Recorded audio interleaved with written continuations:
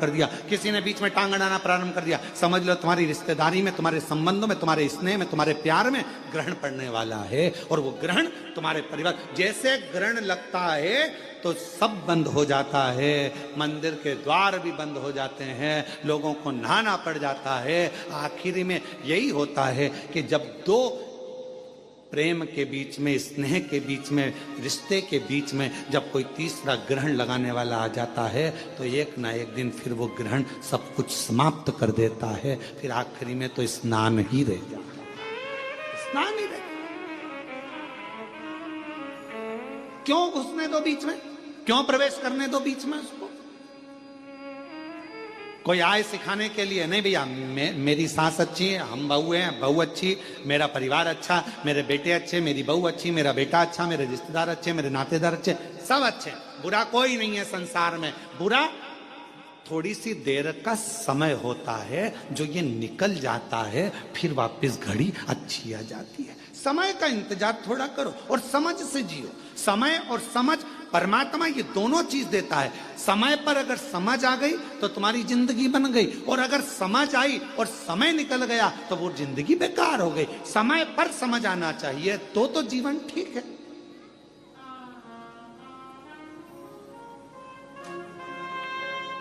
अब व्यक्ति के जीवन में समझ ही समझ और समय नहीं आए, अच्छा तो क्या मतलब का? तो भगवान दोनों चीज साथ में देता है, समय और समझ, परमात्मा दोनों साथ में देता है। बस इतना अपने ऊपर निर्भर करता है कि समय पर समझ रहना चाहिए। अगर समझ पर समय नहीं रहेगा तो फिर वो समझ किसी काम की नहीं है। भगवान ने अगर मौका दिया, जैसे ये हितेश नारखेड़े ने मौका का चौका लगाया, इन्होंने कहा गुरुजी सीहोर में कथा हो रही है ऑनलाइन, तो हमेशा सीहोर से होती रहती है, अब की बार कथा कृष्णेश्वर बाबा को सुनाने के लिए आओ और कथा ऑनलाइन कृष्णेश्वर बाबा के धाम से हो। तो मन भी करा कि हाँ अच्छा योग लगा है ऐसा कि बाबा, और हम प्रयास करेंगे। हितेश तुमने अच्छी प्रेरणा दे दी इस चीज के लिए। हम प्रयास करेंगे कि अब जब भी कोई कथा इधर उधर हुई और कैंसिल हुई और वो मालूम पड़े ऑनलाइन हुई, तो हम प्रयास करेंगे कि 12 ज्योतिर्लिंग में भगवान ब्रह्मा जी और भगवान विष्णु जी के झगड़े में श्रेष्ठ कौन के झगड़े में भगवान शंकर का प्रथम शिवलिंग पृथ्वी पर प्रकट हो गया था। झगड़े में ही तो प्रकट हुआ है। ब्रह्मा जी कहते हैं कि ये पूरा सृष्टि का पालन करता, रचना करता, संहार करता, सब में। और भगवान विष्णु उनको समझा रहे हैं कि आप इस व्यर्थ प्रपंच में मत पड़ो, ये तो सब शिव की माया है। क्यों प्रपंच में पढ़ना, क्यों विचार करना, ये सब शंकर का है। आप और हम भी इन्हीं प्रपंचों में फंसे हुए। कोई ने कह दिया जल चढ़ाओ, कोई ने कह दिया जल मत चढ़ाओ, कोई ने कह दिया बेलपत्र खचड़ी हुई खाओ, कोई ने कह दिया मत खाओ, कोई ने कह दिया प्याज मत खाओ, लहसुन मत खाओ, कोई ने कहा प्याज खाओ, लहसुन खाओ, कोई ने कह दिया ये मत खाओ, कोई ने कह दिया वो मत करो, कोई ने कह दिया ऐसा मत करो, कोई ने कह दिया वैसा मत करो। हम उलझे हुए, सुलझ नहीं पा रहे। सुलझोगे कब? जब स्वयं के दिल की मानोगे। जब तक दूसरे की मानोगे, दूसरे की सुनोगे, दूसरे की कहना मानोगे, तब तक हमारा घर फूटता चले जाएगा, टूटता चले जाएगा।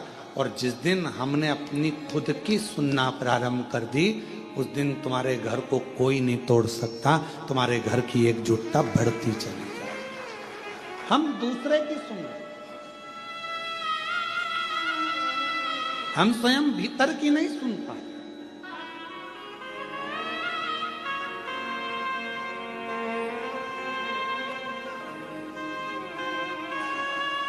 कल एक किसी छत्तीसगढ़ की एक बहन जी ने एक प्रश्न सीहोर में लिखकर भेजा कि गुरुजी से पूछना, अगर वो कथा सुन रही होंगी तो श्रवण करें, कि गुरुजी से ये पूछिएगा कि क्या हमारे पूर्वज, हमारे पितर जो चले जाते हैं क्या वो भी आकर हमारे घर के दरवाजे पर श्राद्ध पक्ष में खड़े होकर हमसे कुछ मांगते? क्यों नहीं मांगते?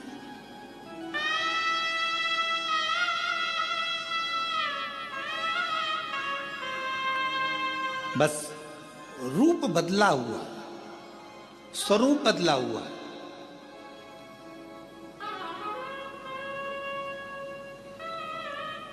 एक कथा यदि आप लोगों ने सुनी होगी भगवान कृष्ण की।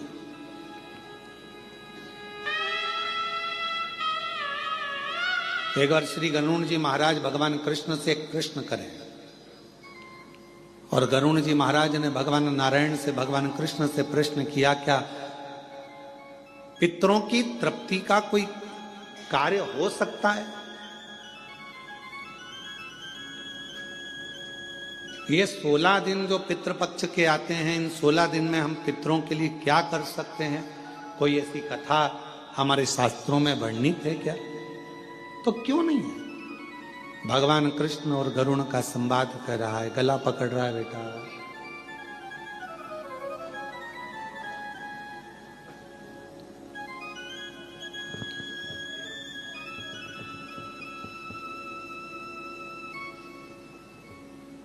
भगवान कृष्ण और गरुण का संवाद कहता है, भगवान कृष्ण और गरुण का संवाद वर्णन कर रहा है, कह रहा है, क्या ऐसा कोई चरित्र हमारे जीवन में होता है? भगवान मालिक इनका श्री शिवाय नमस्तुभ्यम। क्या कोई चरित्र ऐसा है जो हमारे जीवन को श्रेष्ठतम दे, आनंद दे?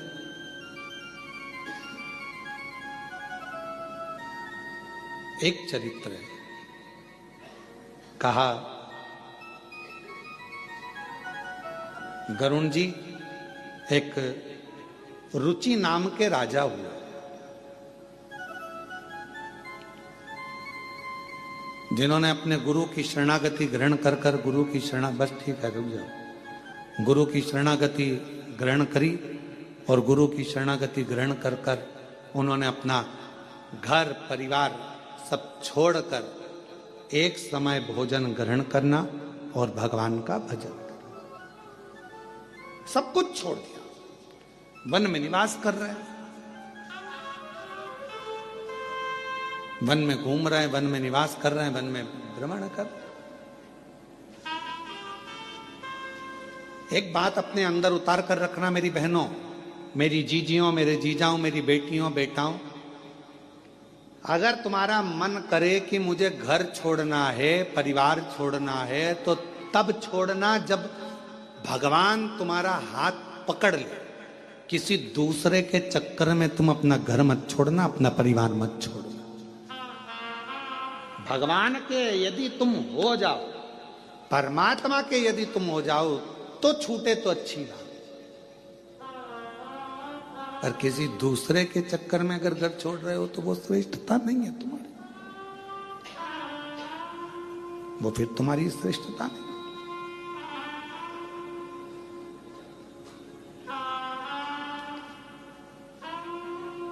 कथा कह रही है, भगवान का चरित्र कर रहा है।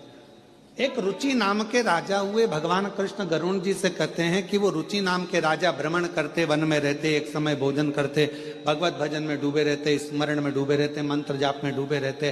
पर एक दिन वो एक वृक्ष के नीचे विश्राम कर रहे थे और उनके पूर्वज, उनके पितर उनके पास आकर खड़े हो गए और बोलने लगे कि तुम्हारा वंश नहीं बढ़ेगा तो हमारा तर्पण कैसे?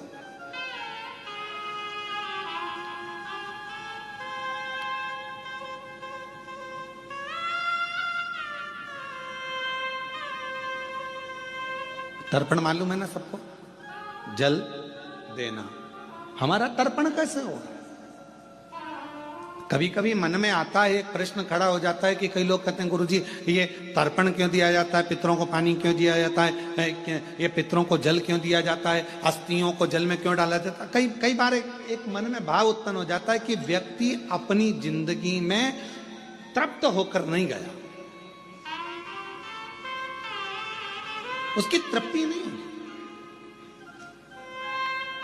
वो जिंदगी भर प्यासा ही रहा। प्यासे से मतलब क्या है? मेरे को अभी ये और करना है, मन में तमन्ना है, मुझे अभी ये और करना है, मन में तमन्ना, मुझे अभी ये करना है, और तमन्ना। एक काम पूरा होता नहीं है, दूसरे काम की तमन्ना बढ़ जाती है, दूसरा काम पूरा होता नहीं है, तीसरे काम की तमन्ना बढ़ जाती है, तीसरा काम पूरा होता नहीं है, मुझे ये काम करना है, मुझे वो काम करना है। अभी अभी कुछ दिन पहले पापड़ बना के रखे थे, फिर मन में आ गया कि अब बड़ी बना लूं। बड़ी बनकर तैयार हुई तो सोचा मैं अब कुल्लाई बना लूं, चावल की कुल्लाई बना के बैठ गई।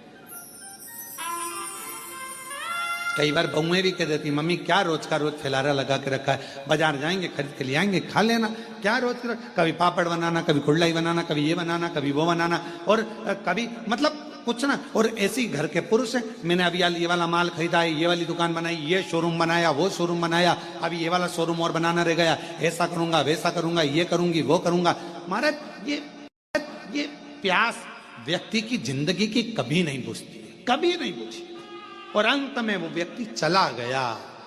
इसीलिए मेरा तो हमारा ये अंदर का मन करता है, इसीलिए व्यक्ति को कहना पड़ता है कि इसको तृप्त नहीं हुआ, ये तृप्ति धारण नहीं कर पाए, तृप्त।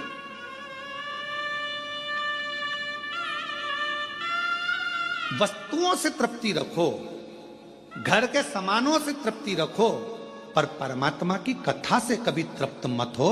परमात्मा की कथा में तो और प्यास बढ़ना चाहिए, और मिले और मिले और मिले और मिले, और प्रारंभ हो और सुनने को मिले। ये प्यास परमात्मा क्यों? क्योंकि अगर परमात्मा के भजन की, परमात्मा की कथा की, शिव नाम की, मंदिर जाने की, दर्शन करने की, कुबेरेश्वर धाम जाने की जब प्यास अंदर बढ़ेगी, तो ये याद रखना, ये परमात्मा को मिलन की जो प्यास बढ़ती है, वो परमात्मा को हमारे करीब में लेकर आ जाती है। और एक दिन मेरा काल अधिपति महाकाल तुम्हारा हो जाता है, और तुम काल अधिपति महाकाल की बेटी हो जाती है। ये अगर प्यास बढ़ रही है तो ये परमात्मा से मिलन की। राजा रुचि, हमारे को तृप्ति नहीं मिली, तुम्हारा वंश नहीं बढ़ रहा है, तुम्हारा वंश बढ़ना चाहिए। राजा रुचि, तुम्हें विवाह करना पड़ेगा। राजा रुचि ने कहा मैंने संन्यास व्रत धारण कर लिया है, मैं वानप्रस्थी हो गया हूं, मैंने घर छोड़ दिया है, परिवार छोड़ दिया है, सबसे बड़ा है वानप्रस्थी, मैं नहीं करूंगा विवाह। पितरों ने समझाया, पितरों ने कहा तुम्हें विवाह करना पड़ेगा, समझा। तब राजा रुचि ने मन में विचार करा, यदि पितर बोल रहे हैं और ये भटक रहे हैं तो मुझे विवाह करना जरूरी है। वचन दो तुम विवाह करोगे। राजा रुचि ने वचन दे दिया, मैं तुम्हारी तृप्ति के लिए, पितरों के मोक्ष के लिए मैं विवाह करूंगा। अब विचार करा कि विवाह करूंगा, पर मैं तो हो गया बूढ़ा, कन्या कहां मिलेगी मुझको मेरी उम्र की। पितर चले गए, पितर गए, और ये भटक रहा है विवाह के लिए, यहां वहां सब दूर गया, कहीं लड़की नहीं मिली, कन्या नहीं मिली।